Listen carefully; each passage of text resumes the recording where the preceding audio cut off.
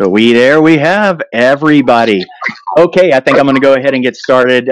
Welcome everybody. I'm Rob Seaver with Leads Counsel. I'm the Executive Director. I'm super excited, as I always am, to introduce today's webinar. I'm going to once again try to read this one, and I hope to get through it. It's From Crisis Comes Opportunity, Higher Ed During and After COVID-19. That is the first time I've actually gotten through that without messing up. I want to do a little housekeeping before I introduce today's moderator and panelists. In your GoToWebinar control panel, there is an option down there for questions. If you don't see the questions inside the control panel, there's also an option for chat. Please, if you have questions along the way, the panelists have agreed to answer them as they can throughout the course of the webinar, and so don't be afraid to ask those. I'm going to probably prompt you several times throughout it, and I'll be sharing those with the panelists and moderator as we get started. The other thing is that obviously we started off with a technical hurdle, and we've gotten through that, but that could happen at any time throughout the webinar. So please, if there's something that goes on, what we're going to do is we'll shut it down and we will start it back over again.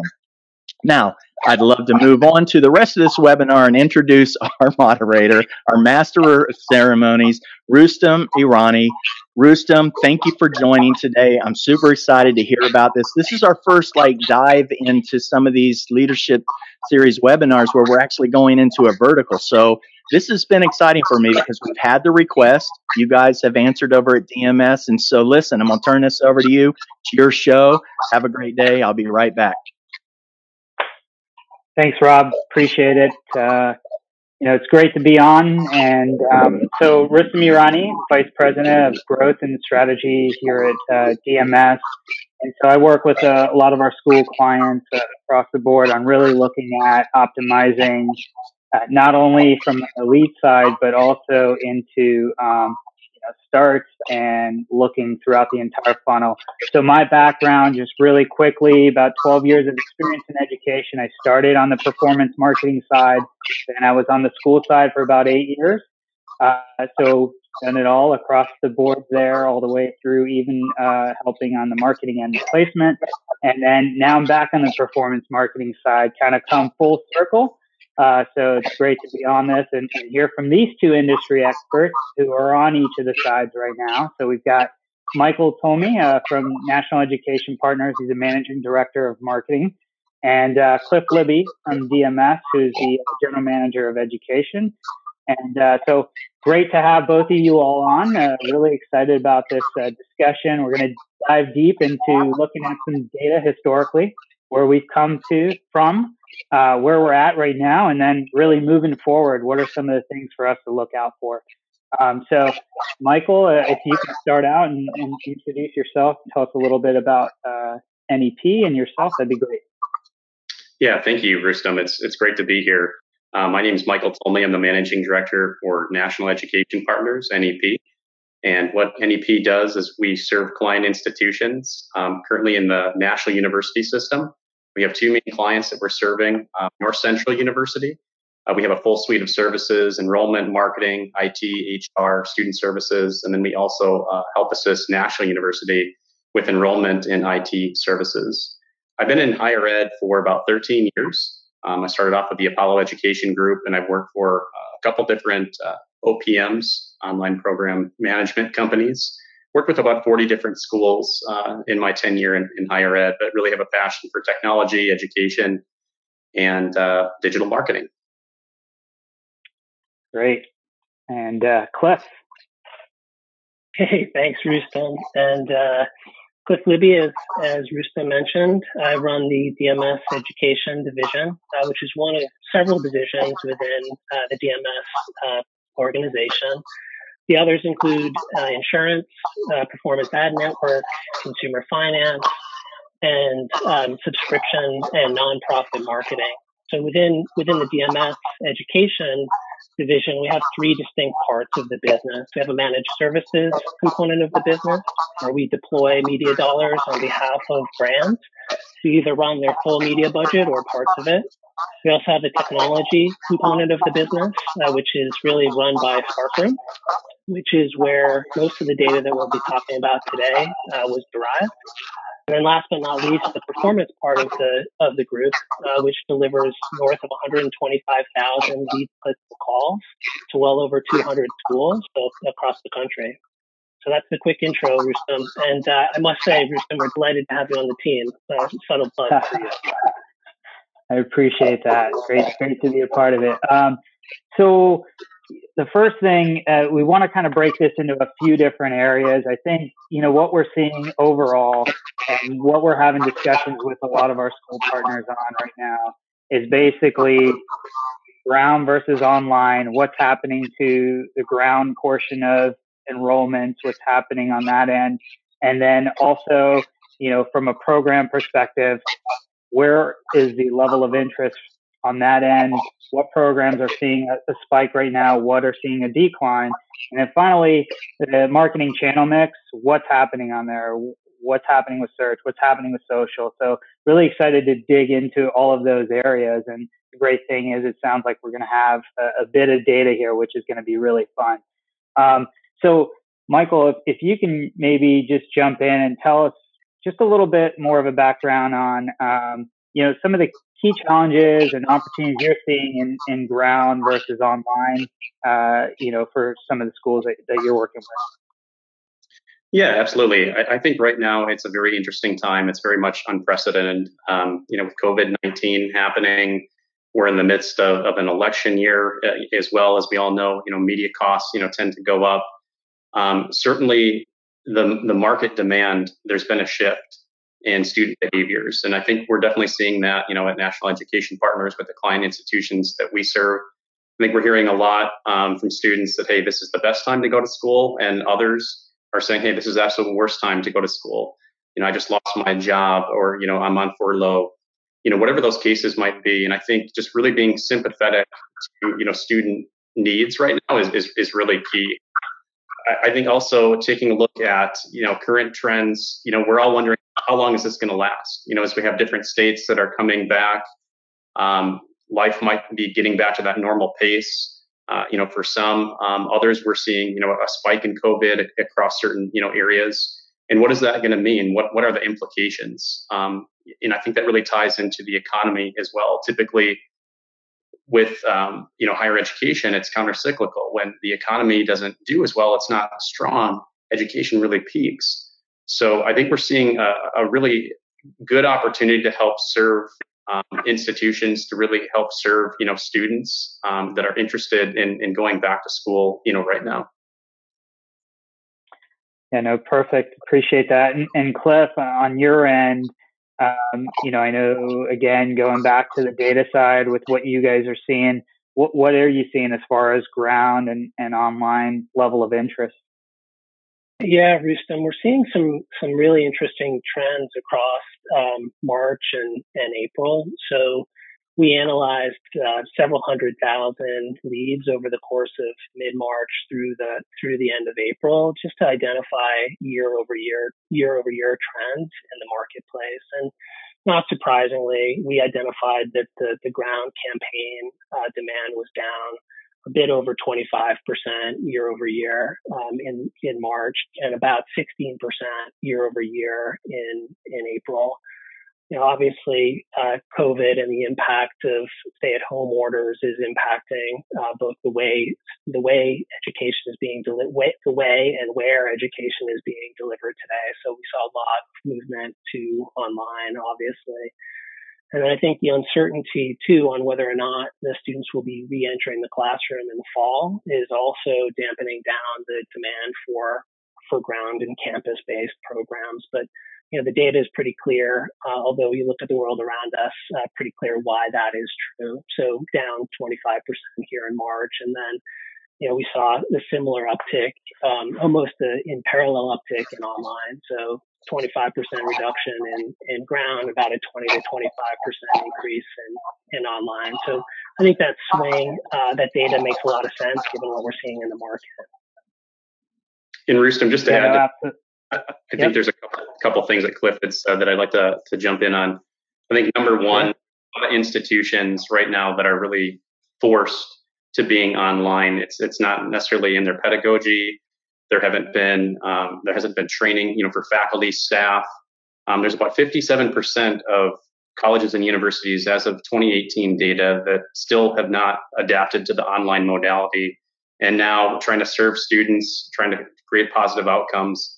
I think there are several institutions that are really doing it right. And I think some of these incumbents that have really embraced higher ed online modality, being able to service, those students, being able to have a lead management system, being able to have technologies, like video, being able to have, one-to-one interactions, with students, and really partner with them to promote some of those student outcomes. Some universities have done that extremely well. I know North Central University, been online for, over 20 years. There's been faculty and staff. So all this happened. There weren't really too many blips. It was really business as usual.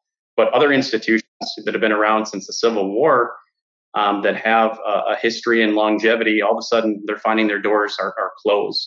And you take a look at a Simpson-Scarborough data, about 20% of fall enrollments for a lot of major institutions are in jeopardy right now. And there's about 26% of students at four-year institutions that are saying that they're not, planning on going back. Now, obviously, some things could change pretty dramatically in the upcoming weeks, but those numbers are very staggering. And higher education was a declining vertical to begin with. Now you have the impact of COVID, and all of a sudden institutions that are scrambling to try to adapt to the online modality. It's very interesting times trying to make that all work, and trying to have these institutions adjust to plans very quickly to either adapt to that model and then see if they can survive or not. Yeah, Michael. Sorry, Rustam. No, I was just going to say that is fascinating to see how rapid people have moved online, how rapidly that's happened.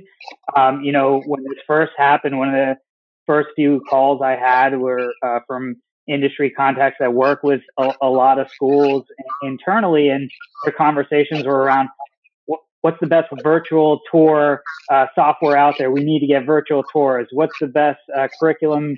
So LMS, we need to get that on board. So the discussion started happening extremely rapid. And like you said, Michael, it takes time, right? It definitely takes time. There's a lot involved. Just moving to Zoom like my kids are doing right now is probably not sustainable long term for the types of outcomes and actual core fundamentals that we're looking to put forward. Go ahead, Cliff. Yeah, I was just going to say it's my view that education will never be the same after this. It's a dramatic change in the way that students are consuming education, consuming content, thinking about career readiness, thinking about the value exchange between tuition and an outcome. And like you watch your kids do Zoom classes, so have I. I think that there's, something in the neighborhood of 60 million K through 12 students. Some large portion of them are being introduced to online learning. And so I think that very fact alone is going to change the consumption patterns of education very dramatically moving forward. And then the uncertainty around when things get back to normal, whatever that might be, really will impact fall enrollments, traditional residential colleges, and really kind of question like I said, the value exchange between those tuition dollars and the outcome, particularly when there's uncertainty in the fall semester, I believe. Yeah, that's a good point. So Michael, one thing that was fascinating to me, I actually just heard about on another webinar that I was on recently, listening to, was just shifting, the mindset of how you create that experience for, whether it's a customer, a client, in our case, a student. I don't know if you both know this, but Cadillac actually has a website that they created called Cadillac Live, where you literally can go in. They have a person, they have a waiting list. You have a person that's live with you that will open the trunk while you're there chatting with them. You're on a Zoom. They'll sit in the car with you. They'll push the buttons. They'll turn the radio up, all in real time, which is pretty awesome, which wasn't around a couple months ago. So just the innovation that's happening, I think, is going to continue to evolve. Like you said, Cliff, I think it's going to change things moving forward.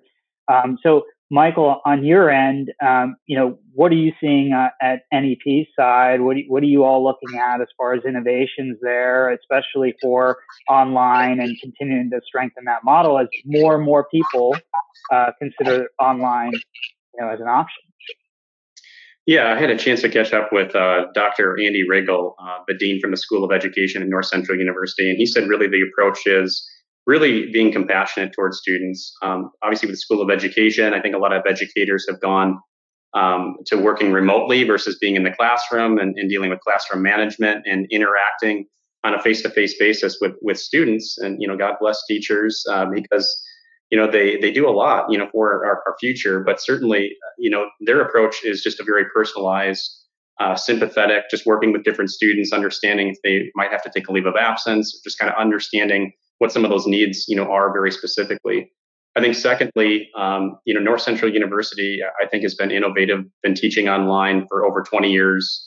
Online is really in NCU's DNA, and something that Dr. Tammy Cooper, the School of Business dean, that she had a vision for something called the Center for Advancement of Virtual Organization. So it was really a hub that we got a chance to partner with her school on to create different podcasts talking about moving remotely. NEP was able to assemble 400 different individuals to working from home. You had enrollment advisors, you had student services advisors that all of a sudden were working from home. And how do you maintain that positive culture in the office? So we were able to tell a lot of those different stories and partner with NCU on that center. And I think it really appeals to small businesses that are also facing, challenges, during this time. So it has a lot of tips to really help speak to, some of the current events, that are happening. I think additionally, just being able to take a look at, the technology stack that we use, for our partners and the client institutions, that we serve, having that be very stable. We haven't really seen a lot of challenges, in particular. But as I alluded to earlier, I think there's a lot of institutions where they didn't have the infrastructure in place. They have never had, work from home. And how are you adapting, to it? So I think there's kind of this tale of those that can really react, very quickly and those that can't. And how do you continue to motivate people and keep that, going on a daily basis? Yeah, no, appreciate that.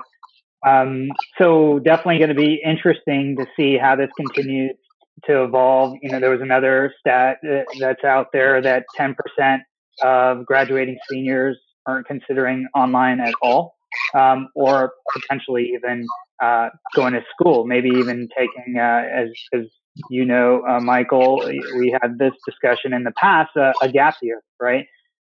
So there are a lot of different opportunities right now and a lot of discussions happening around this. So kind of shifting over to what's happening with the level of interest and what people are searching for right now as far as career paths in education. Coming from a family of in healthcare, my wife's in healthcare, comes home every day, goes straight, everything goes in the wash and goes straight for a shower. Everybody's kind of has to be quarantined for a little while. I mean, there's a whole process, and it's pretty incredible. I think what we saw in some of the shifts on the program side, and the level of interest for first responders, for healthcare, and so on. Cliff, maybe you can speak a little bit to what the data is showing us on that end, and what we're seeing as far as some of the trends and what people are looking for or what they're not looking for right now. Yeah, sure. We looked at it in two dimensions. We looked at it in ground and online, so modality.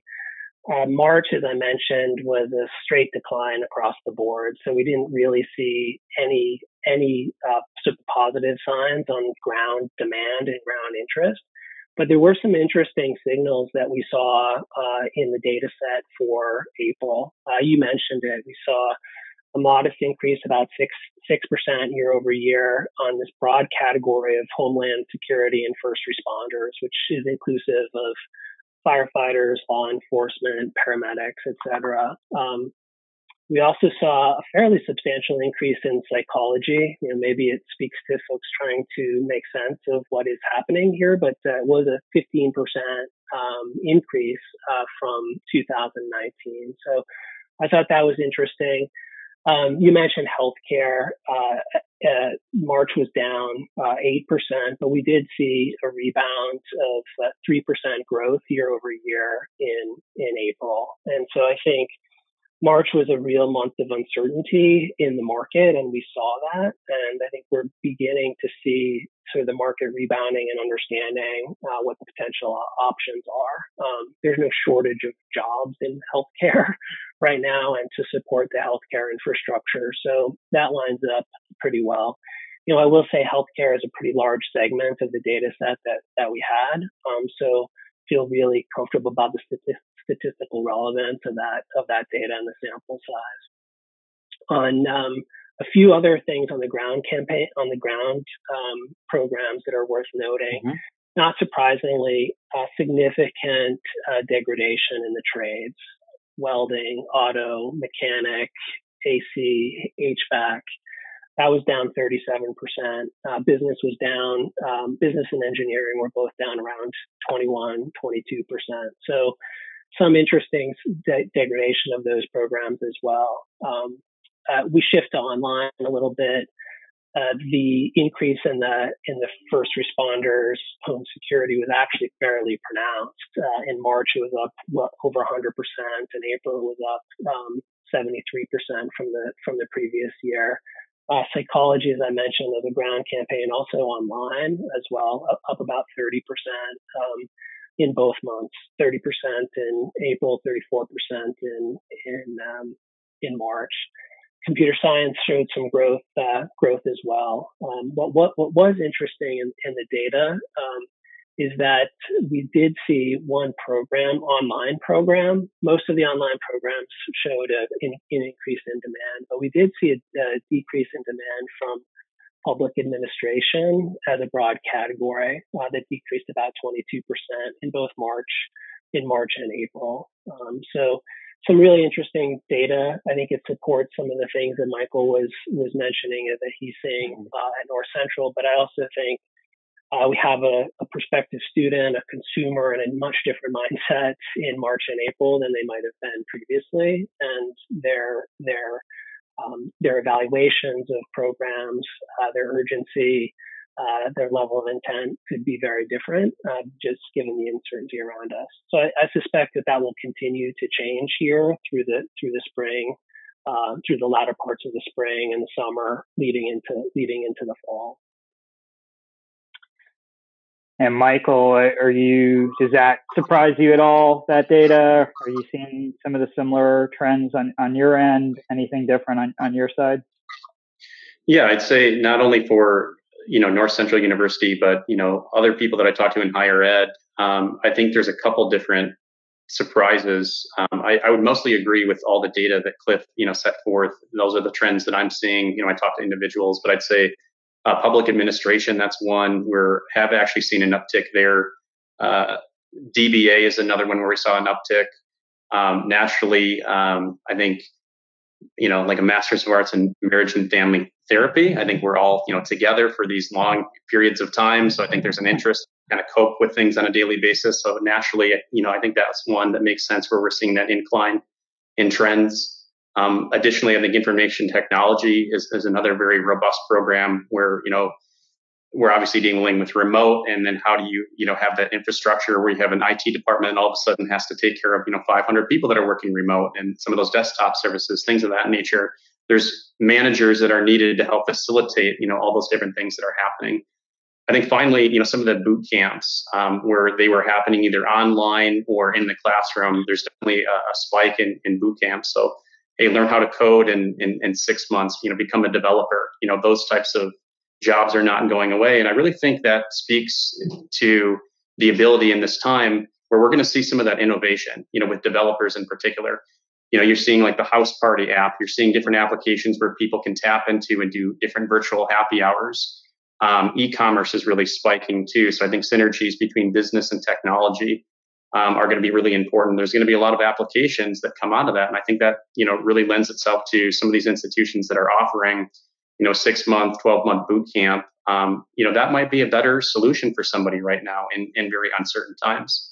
I know there's a question in the chat box talking about, educators, and is this really, the appropriate time for them to go back to school or not? Obviously, it's very different, being on the online environment and trying to teach, individuals. I think that probably varies. I haven't seen a sharp decline in education. Typically, this is the time where there's a lot of interest in the spring leading into the summer, where educators typically have that summer break and their interest is peaked in going back to school.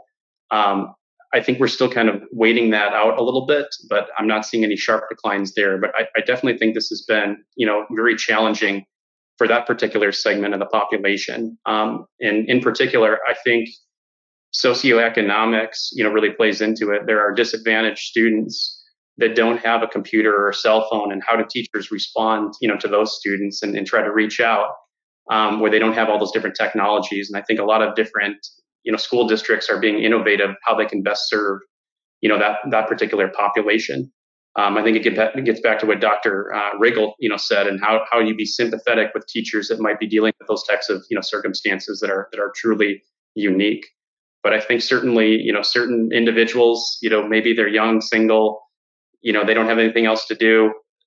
Now's a great time to get that master's in education and work on that national board certification and things of that nature. Others that are dealing with families, it might be a little bit more challenging to manage all that. So again, I think it gets back to, individual circumstances, but no sharp declines in education as of yet.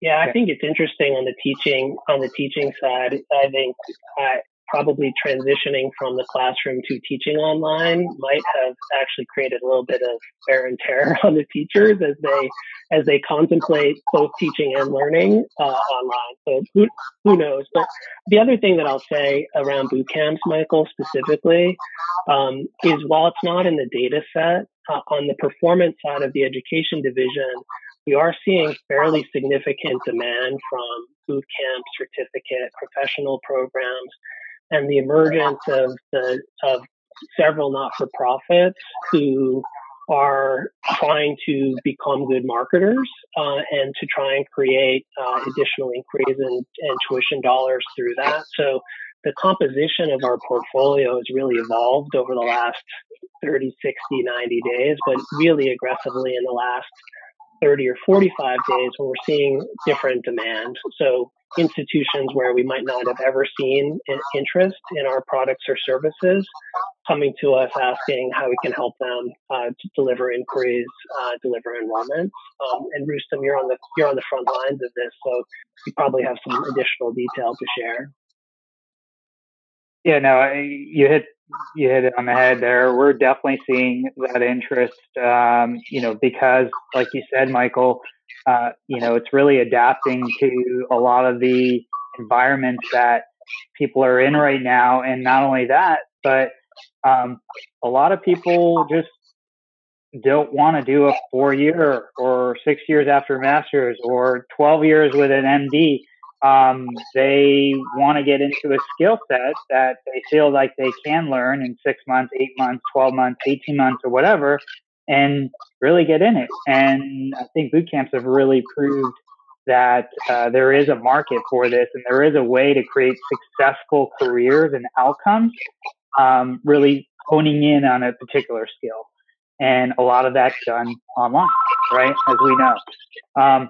So the other thing I wanted to talk really quickly, because this is another thing that continues to come up in conversations is, we've actually all three of us have gone through 2008, 2012.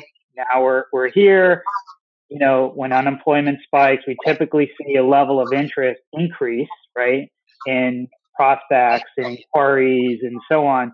How do you both feel about the counter-cyclical effect of COVID versus some of the other ones that we've seen in the past? Do you feel like we'll see something similar, or could it be different?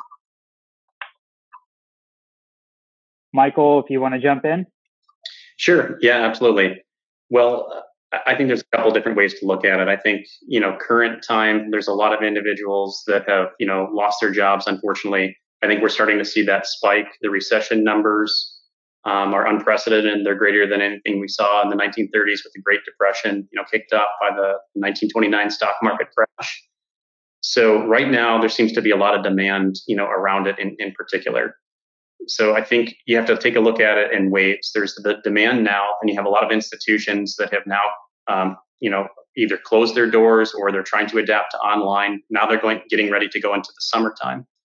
So those classes very likely will not be happening. Classes in the fall very well may not likely be happening. So you take a look at two different buckets. I think, auxiliary revenue, where you take a look at, things like, athletic ticket sales, meal plans, parking, some of those different things. Those revenues are definitely going to be impacted. And then you take a look at ancillary revenue, which tuition is the main driver. And there's a couple things that we can distill from that.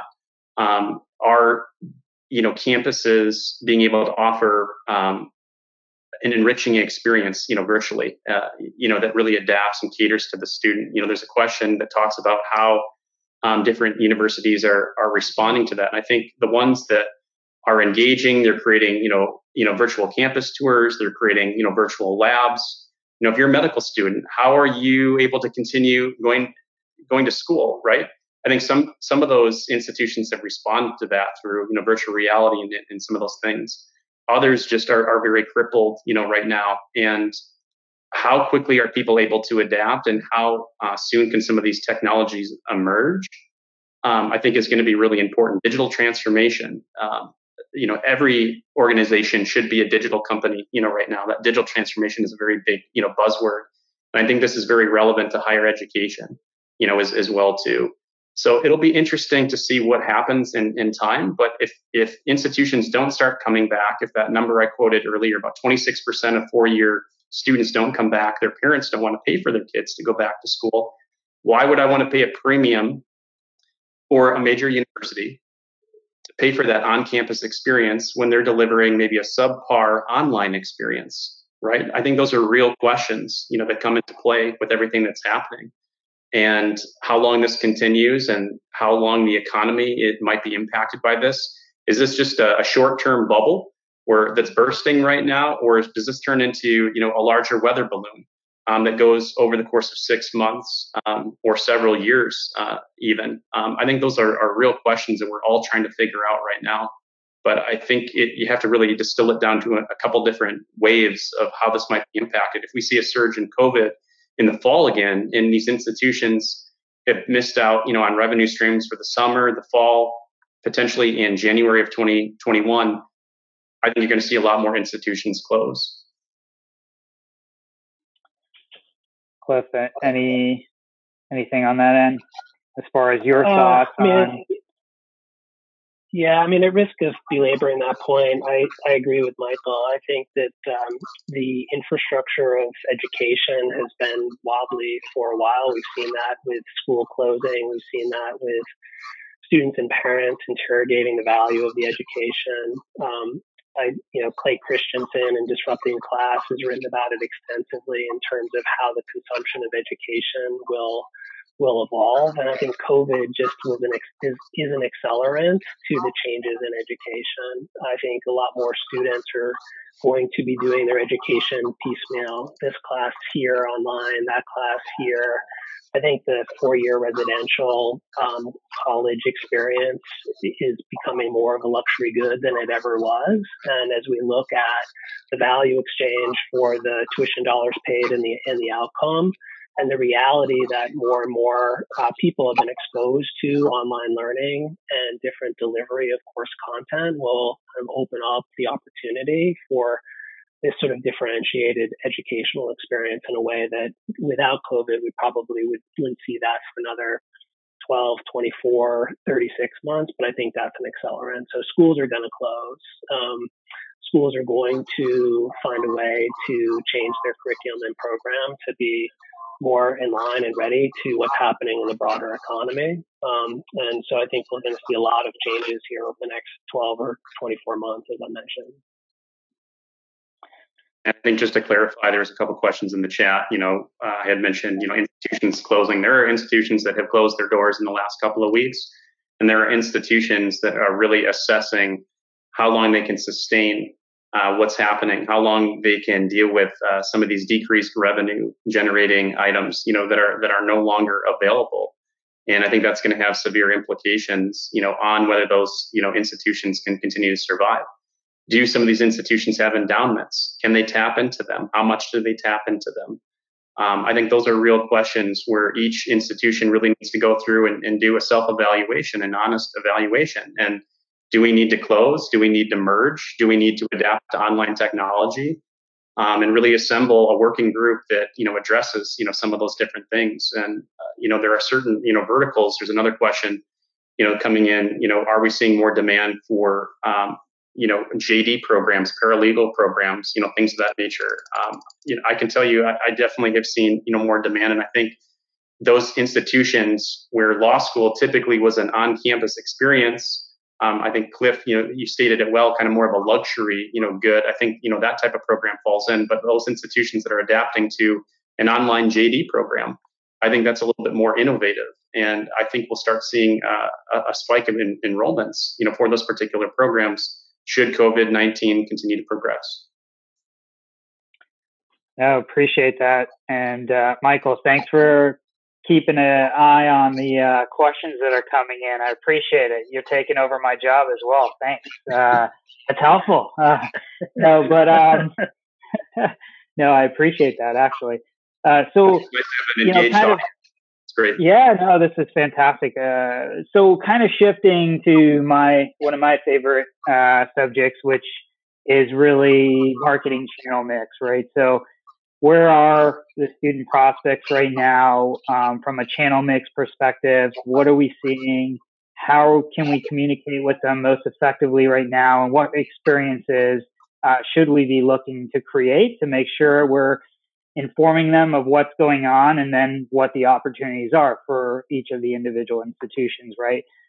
So Cliff, I know you've got a lot of data on this from a channel mix, looking at search, looking at website, organic traffic, social, the affiliate traffic. So maybe you can give us some insights into what, the data is showing on that end.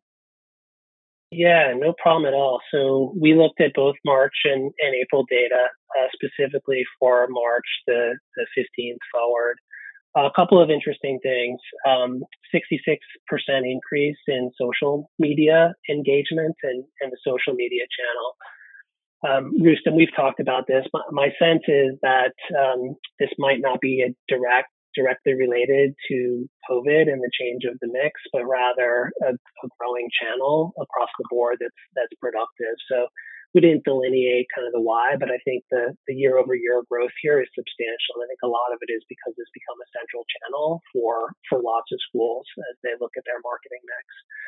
We saw a fairly sizable decrease in website traffic, so 38% decrease in website traffic. So those are prospective students going right to the school brand websites and flows. We saw a modest increase in PPC, about 16%, and then a significant increase of 21% on the affiliate side. And that was for March. My hunch on the affiliate growth in March is it was a time where most of the institutions were shifting both their staff, all of their staff, their call centers, their admission enrollment apparatus to work from home. And as a result, there was probably a degradation overall internal media and probably the ability to manage that. And so I think that's one of the primary drivers of the increase in affiliate demand in March of 21%. It's a nice, easy water spigot to turn on when you need additional inquiries and you need additional students. April deviated a little bit in the data. So similar, actually a more pronounced year-over-year increase on the social channel of 75%. Did see a 12% decrease in website traffic, so a little bit better than what we saw in March. And then we saw a real resurgence of PPC, 42% increase in April compared to a 16% increase in March. And then we saw a very modest increase on the affiliate channel in April, year over year, of just over 2%. And again, it's my assumption that most of the transitions were complete over the course of March. The sort of systems got back in place at the school side in April, and the reliance declined a little bit on the affiliate channel. So, all in all, social really kind of a big swing year over year, and then a little bit of fluctuation across the other channels in both March and April.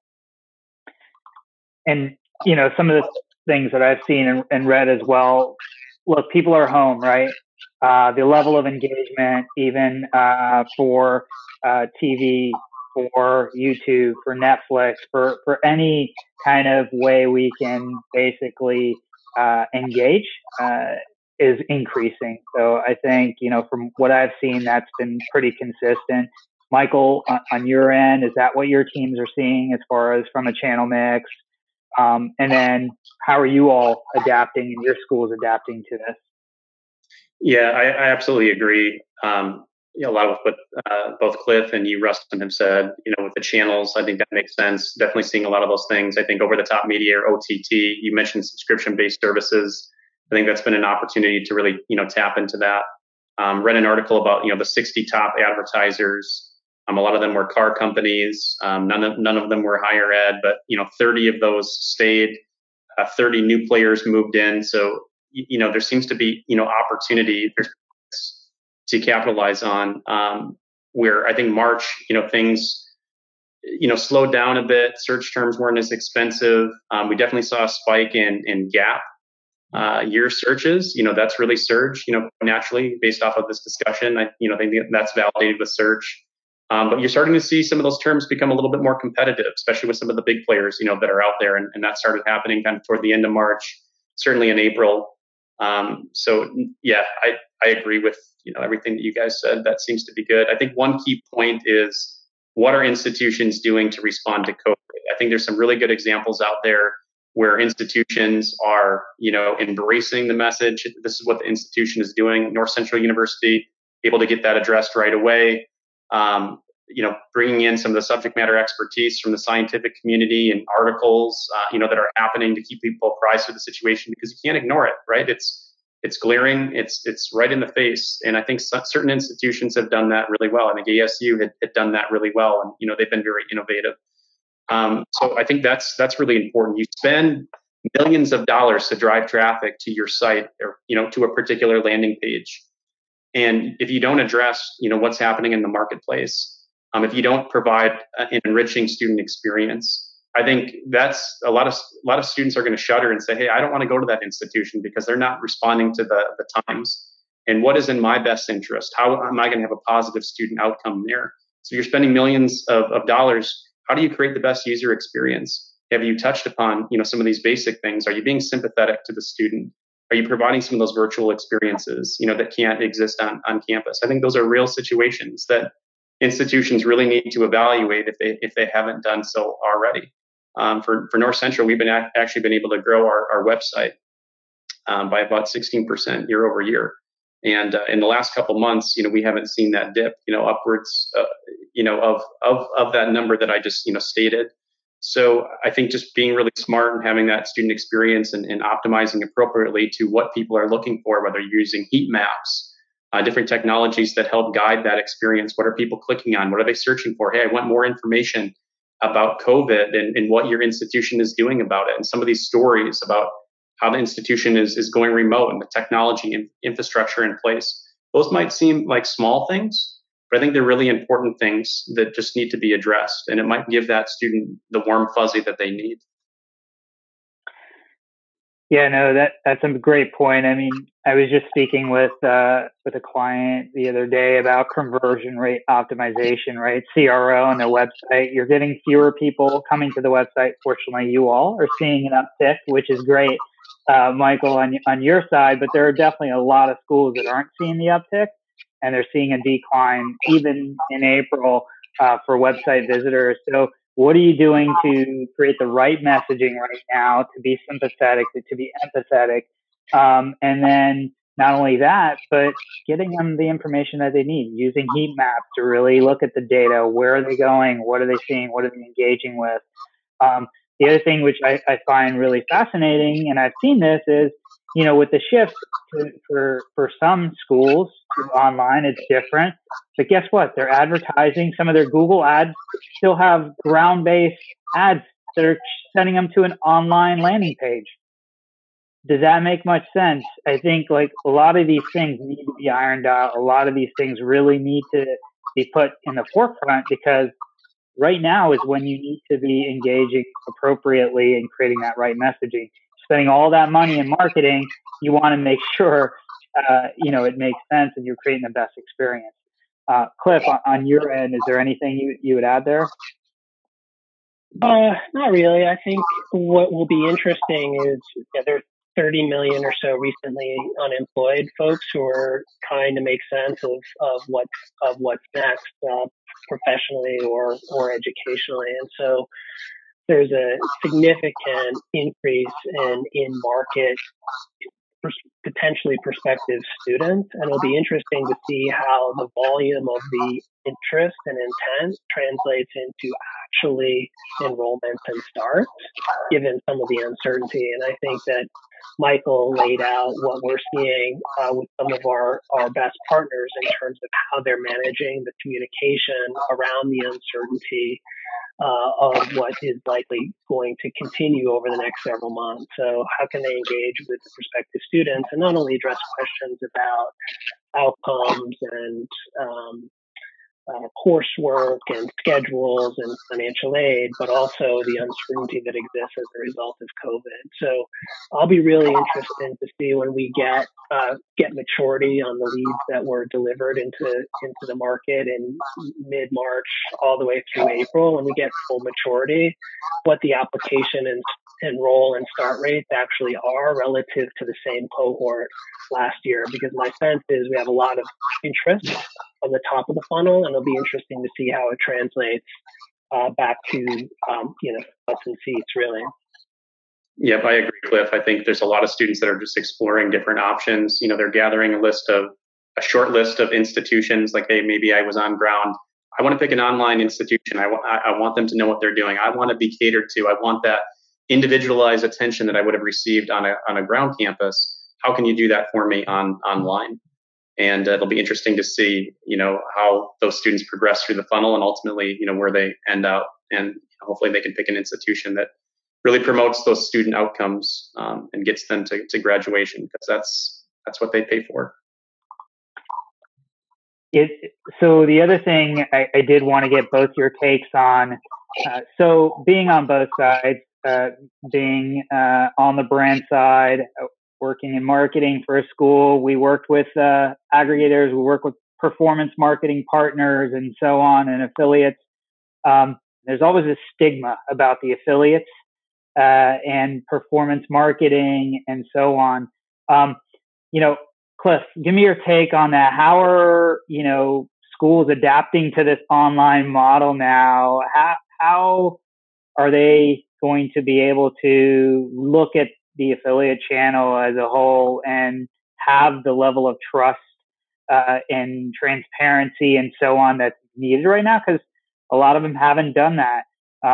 Michael, I know you all have had experience across the entire marketing channel mix, so I'd love to get your take if you have any advice there. But Cliff, let's start with you and let me have it. So I'm school number A, and I'm coming to you. Why should we be working with Rustam, we're going to have to talk about this later. Putting me on the spot and all around the affiliate channel. I mean, compliance, all of it is really key, right? Yeah, it exists. I think that all three of us have been doing this for a long time, so we've seen the ebb and flow of the value of the affiliate channel, and some of both the challenges and opportunities the channel presents. I think at a high level, what we're seeing, and we're seeing it on the managed services side, is many school brands are really beginning to more aggressively limit the number and the types of partners that they work with. DMS education, we have the real benefit of being big and growing and having operationalized compliance and decades of data and insights and sort of permanence in the market. So, I do think for the right partners in the affiliate space, and we're seeing this, we're seeing growth as a result of shifting budgets to more compliant partners who control more of their media mix. But your point was a good one. I think that so many of the new schools, the new brands that we're talking to are unfamiliar with the expectations of the market. TCPA, what's that? I mean, that doesn't exist in a lot of the traditional school settings because they're not pushing somebody through a dialer. People don't know to ask the right questions around how the upstream intent was created and what the consumer funnel looked like. And so we find ourselves doing a lot of educating in the market on how we do this well and what's created the right mix of success for us and for our partners. But also the other things that we do to reduce any of their risk, the regulatory risk in the market, to deliver the best product in a compliant way. So we're seeing that shift. There's a lot of folks coming to the market who aren't familiar with what questions to ask. And we look at this as a partnership. So we're educating and working to deploy their media dollars effectively for them and help them understand what's happening in the ecosystem. But yeah, we'll continue to see shifts in the affiliate market. I've heard it over the years. Like, if I didn't have to buy leads from affiliates, I wouldn't. That's okay. We occupy a really important place in the ecosystem where the school brand dollars become less efficient, and there's still a gap between the enrollments and tuition dollars that the institution has targeted and what their internal media will efficiently drive. And that's the value of one of the many values of the affiliate channel. Not to mention the reach and sort of the cost-effective delivery of applications and enrollment. So it's interesting. Thanks for putting me on the spot. You should have put Michael on the spot because you don't have to work with Michael every day, only every 3 days. So, Michael, I don't know if there's anything else you want to add there. Otherwise, basically, I'd like to kind of get both your takes on, the future. 6 months, a year, 2 years from now, what are some of the things that you see out there that, schools and partners and performance marketers should be looking at and making sure they have top of mind and are planning for now? Well, I'll piggyback off of what Cliff said. I thought that was eloquently stated. I think, affiliates, it was a very, dirty word for a long time. Some institutions need it. I would just encourage schools to partner with the right folks, out there, and make sure that you have the appropriate tech stack. That way, if you are getting, leads that have a high scrub rate using a system like SparkRum, you can quickly identify, who the bad players are and not do business with them. I'd say in terms of, long-term trends, kind of what's happening, I think, people that are listening onto this call that might work at college or universities, like, hey, I'm struggling. What do I do now? I think first and foremost, it's assembling that working group and understanding, what do we need to do now? Do we need to tap into that endowment? What sort of financial cuts do we need to make? What's absolutely necessary versus what's not? And quickly coming up with a game plan to address, some of those different things. If you are migrating to online, what sort of enriched experience are you providing? And can you even do that? If you can't, it's probably no point in spending that money. If you can, how are you creating, a strong presence, to be able to do that? How are you being sympathetic to students? I think those are really, issues that are at the crux of essentially, what we're dealing with. I think also the international student market. If a lot of embassies and consulates aren't opening up due to COVID, you're not going to have that source of revenue anymore. And they pay full tuition. And what is that going to look like? Are there opportunities to tap into, some of these international, students, a little bit more, via online? I think those are real issues that everybody has to go through and essentially kind of do a SWOT analysis. And it's important to do, self-reflection, on your institution. Do I have the right tech stack? Do we have a lead management system in place, or are we only just, promoting online, through Zoom? There are differences. And as I mentioned earlier, I think the incumbents that have been doing online for a number of different years, they're going to get some big wins. And, those students that are interested in transferring, they're going to be looking at those types of institutions that can really properly service students to promote a positive outcome to graduations. Thanks. And Cliff? Yeah, I'll just piggyback on that quickly. I mean, Zoom is not online education. And like Michael said, there's a lot of infrastructure required to both deliver the curriculum and deliver student engagement, student support, and outcomes. And I think that those that are getting ahead of the game here, those that have been doing it for a long time, will be successful. Those that are reliant on tuition dollars in a large residential community without a lot of sort of clear outcomes are going to continue to see some challenges. So I think it'll be interesting to see how this evolves. Well, thank you both very much. Really appreciate it. That was awesome. Great conversation. And Rob, thanks for letting us pull this together, and turn it over to you. Well, I actually had a great time listening to this, and in particular, as it relates to the council, the last few minutes were just spectacular because we talked about compliance, as uncomfortable as it made Cliff as you asked this question. That was awesome. In fact, he said some buzzwords. I want to come back and say the best product in a compliant way. That's important. And I know that this industry, specifically for profit EDU, but just EDU in general, has been under the microscope for some time. And we've been working with other industry associations, specifically in the EDU space, because anywhere from the Federal Trade Commission to state legislative bodies to just anybody that has their finger in the regulatory and compliance pool. Cliff, you said something about TCPA, but I got to be honest with you. The FTC hit a series of schools last year that was not a TCPA violation. It actually was just bad marketing practices. And so, and it hit people in a very big dollar amount ways. So choosing the right vendor is the most critical component at this this level to be able to go out there and effectively market to students. And what I will say is that we've said this on prior webinars before, but I want to make it very clear.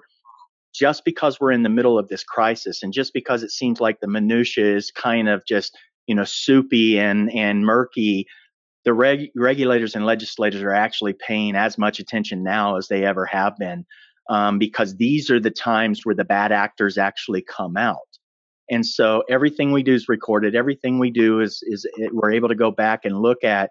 So it's uber important for you, the school, to make sure that when you are partnering with somebody, it's a legitimate source. And of course, DMS, you guys are there. And then, the only other thing is that Michael, thank you earlier as answering those questions. I can clearly see that you have a moderator role for you at some point in the future when I want to do another one of these. So thank you very much. I want to shift over back to the council, because this obviously is being put on by Leeds Council. We've been having these weekly webinar series on every Thursday at 3 o'clock Pacific. 3 o'clock Eastern, 12 o'clock Pacific. I want to make sure that you're logged in every week. We have a resource hub on leadscouncil.org. Feel free to go to that every week. There's an events hub tab. You can see by calendar what the upcoming events are. You can see some of the podcasts that we're doing. We're changing a lot of what our offering is to the community. And we've also lowered our membership at the silver level down to where it's $500 a year. The return on that investment is incredible. We have a monthly offering at $42 per month, or just under $42. There is no reason for you not to join and get plugged into the education. I think I heard that on one of the earlier speakers today, that, education, being educated. Going out there and trying to pick an affiliate partner, or trying to pick, a platform, a lead management system, that takes education, and you need to plug into that. And so we're pushing that out every week. Guys, Rustam, Michael, Cliff, I can't thank you guys enough. This has been educational for me. I've learned a lot. I'm going to get this thing edited down and pushed out as quickly as possible. We'll put some of the stats into the video so that you have those to refer back to. And I can't thank you guys enough. It's been great. I look forward to the next one. Let's give an update in another 30, 60, 90 days, whatever makes sense. We'll let Michael moderate this next time, Rustam. That sounds great. Answer his questions. All right, guys. Thank you very much. We'll get this thing. Yeah. We'll get this thing up and edited. Thank you. Thanks a lot. Take care. Thank you. Take care. Take care.